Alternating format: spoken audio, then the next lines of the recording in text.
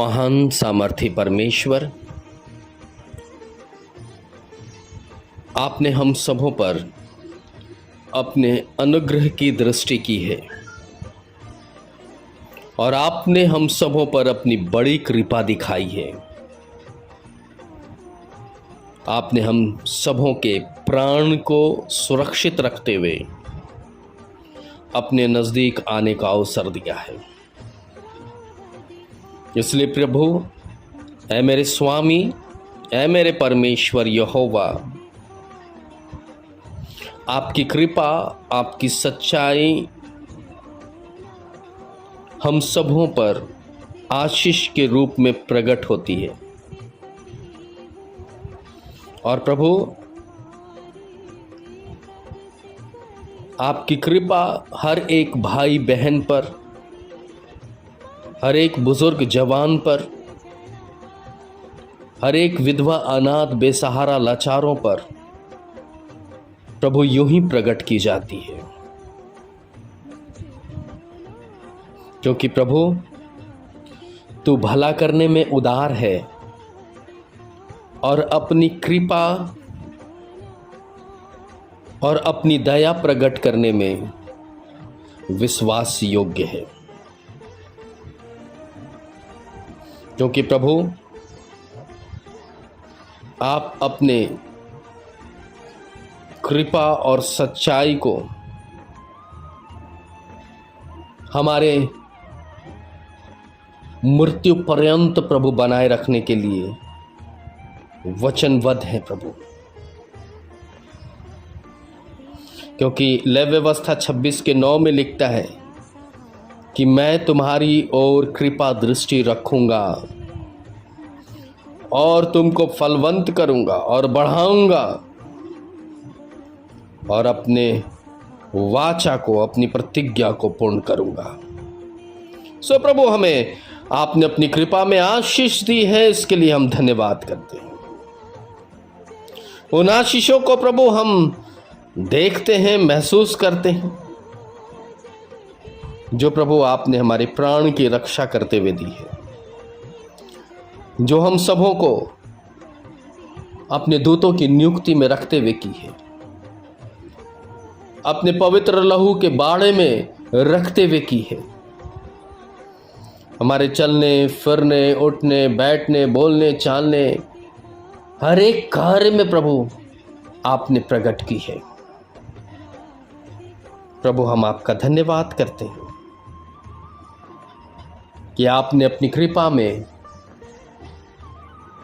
हमारी निर्बलता को सबलता में तब्दील किया है।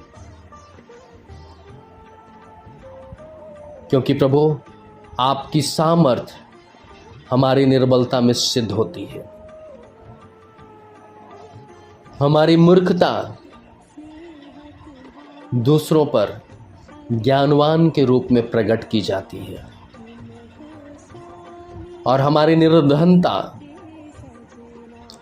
दूसरों को देते हुए परमेश्वर के आशीष को प्रकट करने का माध्यम बनाती है।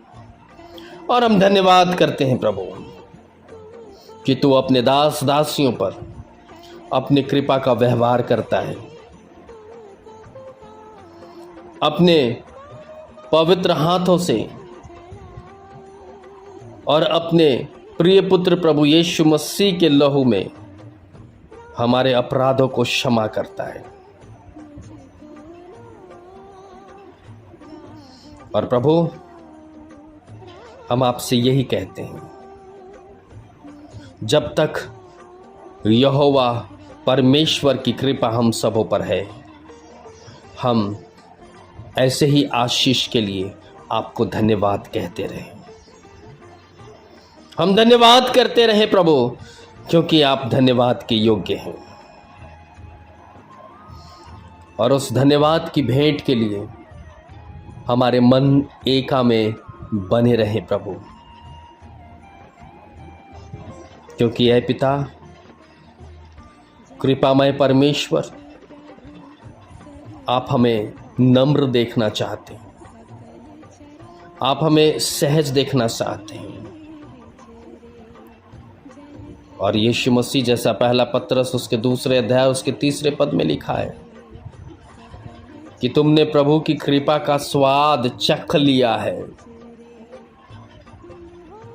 हम यही प्रार्थना करते हैं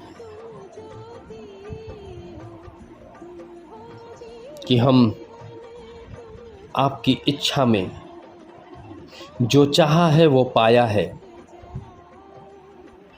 और उस कृपा के दबाव में नहीं बल्कि आपके आनंद में प्रभु हम शरीक हैं। हम धन्यवाद करते हैं आज जितने के जीवन में आपने उपकार किए, भलाइयां की हैं, चंगाइयां दी हैं, छुटकारा दिया है, बंधन मुक्त किया है, भौतिक आशीषें दी हैं, आत्मिक आशीषें दी हैं, बच्चों को आशीष दी है और बच्चों का आशीष दिया है, बेरोजगारी से रोजगार की आशीष दी है, निराशा को आशा में तब्दील किया है,